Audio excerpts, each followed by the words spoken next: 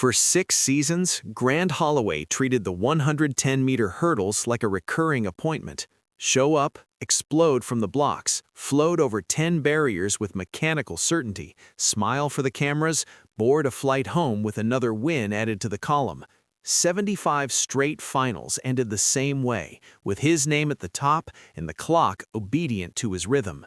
Then came Shanghai, warm air, heavy track, a final that looked routine on paper.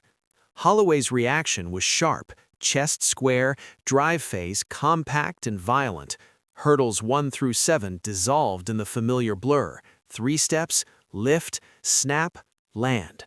But at hurdle 8, something microscopic shifted. An ankle angle, a degree too low, a whisper of shin fatigue from a shortened off-season. His trail leg skimmed late, just enough to rattle the hips. Beside him, Cordell Tinch sensed oxygen. The former Division II standout ran fearless and flat, clearing tight to the barriers. By hurdle 10, he had daylight. The board flashed 12.87 for Tinch, 13.06 for Holloway. A streak that had felt permanent suddenly had an edge. The end was quiet. No limp, no protest. Holloway jogged a circle, nodded, left. Streaks end, he would say later. Confidence doesn't. It sounded simple, but July had other plans. Boston arrived with rain sweeping across lane 2. Dylan Beard skimmed puddles like they were playground chalk lines. 13-13 to 13-14, a hundredth of a second, but the second straight loss. In Paris, under a dry and ruthless sky, Trey Cunningham struck in 13.00 flat. Holloway answered with 13.11, strong but human. In 3 months, the narrative shifted from invincible to vulnerable. To understand the weight of that shift, rewind to 1987. Edwin Moses had built a wall of 107 consecutive victories before it cracked in Madrid. One race erased a decade's aura. The lesson was brutal and universal. Once a streak dies, every start returns to zero. Holloway is 27, the age many hurdlers call their prime. Stat sheets say he would need 108 straight finals to eclipse Moses. Physiology says his speed still hums. Psychology says public defeat can light a deeper fire. But between arithmetic and reality stand 10 hurdles and the smallest margins in sport. The question is no longer whether he was great, it is whether a new count can begin, one gunshot at a time. To understand whether a new streak can rise, you have to study the architecture of the old one. For years, Grant Holloway's hurdling looked less like sprinting and more like a physics lecture delivered at full speed. 3 habits separated him from the field. First, the start. His average reaction hovered around 0.125 seconds, quick enough that blinking felt slow. In a race decided by hundredths, that advantage is oxygen. Those opening 8 strides were compact and violent, projecting him into hurdle 1 already dictating terms. Rivals were reacting. Holloway was initiating. Second, airtime. Most elite hurdlers spend roughly 1/3 of a second above each barrier. Holloway trimmed that to around 0.31. It sounds trivial until you multiply it by 10. That difference amounts to nearly half a stride gained simply by spending less time suspended, less float, more force into the track. He didn't leap hurdles, he attacked them with a low, predatory trajectory. Track technicians call his landing pattern cutting down. The trail leg snaps so fast that the spike kisses the surface almost before the lead leg finishes. His touchdown marks were deep and early, gouges that began 3 shoe lengths ahead of the athlete beside him. Ground contact meant acceleration, not recovery. Third, the finish. In the final 40 meters, he could hit top velocity around 10.6 meters per second.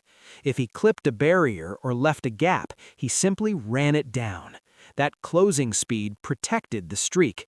It erased small errors before they could grow teeth. So what cracked? Shanghai offered the first clue. After a shortened off-season, lingering shin tightness dulled the trail leg at hurdle 8. The brush was tiny, but enough to jar hip alignment and bleed precious hundredths.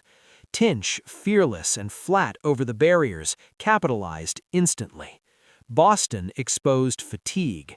12 meets in 11 weeks is a brutal calendar, especially in sprint hurdles, where neural sharpness matters more than mileage. Rain in lane 2 magnified the strain. Holloway planted, slipped slightly, still lunged to the line, and lost by 100th. The expression afterward was not pain, but disbelief. Paris confirmed the pattern. Clear skies removed excuses, yet the explosive pop after hurdle 5 wasn't there. His top speed measured closer to 10.4 than 10.6. Cunningham, patient and technically precise, surged. Holloway ran well, not superhuman, just well. Add the pieces and the image sharpens. Shortened rest, a crowded schedule, micro-injuries that never quite vanished. Beneath it all, perhaps a new sensation. Doubt. Not crippling, but unfamiliar. When you've been perfect for years, imperfection echoes loudly. Back in Gainesville, coach Mike Holloway has recalibrated the formula. Fewer meets, sharper peaks. Tuesdays dedicated to trail leg drills, low barriers, stiff plates, quick contacts, rebuilding the automatic snap that once felt inevitable. The mechanics are still there, they're simply buried under travel miles and accumulated strain. The blueprint remains intact. The question is whether the body and the belief can execute it again under pressure. The field has changed. For years, athletes lined up hoping for second. Now they line up expecting opportunity. Cordell Tinch is no longer a surprise. His 12.87 in Shanghai placed him among the fastest men ever. Taller than he appears on television, all limbs in elastic rhythm, he clears with a daringly flat trajectory. Flat means efficient and risky. One mistimed step and disaster follows. But when it works, it steals hundreds the way a pickpocket steals watches. Coaches notice his start as much as his clearance, reaction under .13, drive phase unafraid. Trey Cunningham represents a different threat. Injuries stole seasons, but they also taught patience.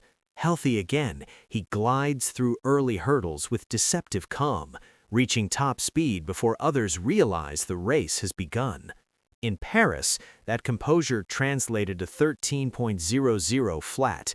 He leaned at the tape with the confidence of someone who has already survived worse than pressure. Dylan Beard is the disruptor. A walk-on background, no glossy resume, but fearless in bad weather and tight finishes. In Boston's rain, he ran through puddles without hesitation, stealing a win by 1,000th. Unpredictability is its own weapon. And the depth extends further. Daniel Roberts hovering near 13.04. Devin Allen, back from another NFL stint, bringing rare top-end speed. Jamal Britt emerging from collegiate meets with low 13 consistency. This generation did not grow up intimidated. They grew up watching record runs on YouTube, believing barriers are meant to be challenged. Holloway's camp has responded pragmatically. The schedule is trimmed, equipment adjusted, stiffer spike plates for bite on wet tracks. Each session in Gainesville is calibrated for precision rather than volume. The aim is simple: rebuild the automatic trail leg snap, protect the shins, peak for championships. Yet the arithmetic remains unforgiving. To surpass Edwin Moses's 107-race streak, Holloway would need 108 consecutive finals starting now, nearly a decade without a stumble. False start, rain skid, tight hamstring, any one resets the count. But legacies are not spreadsheets. Holloway already owns Olympic gold, multiple world titles, in one of the fastest times in history. Even without another super streak, he stands among the era's greats. The pursuit of 108 is not about validation, it is about ignition. The next starter's pistol will announce more than a race. It will declare whether the new count reads 1 or 0 again. Momentum in sprint hurdles is fragile and ferocious. If Holloway strings together a handful of victories, pressure swings back to the challengers. If not, the Sharks will circle harder. History waits on one side, a fresh beginning waits on the other, and between them stand 10 barriers, 110 meters, and a champion deciding whether silence was an ending or the first note of something louder.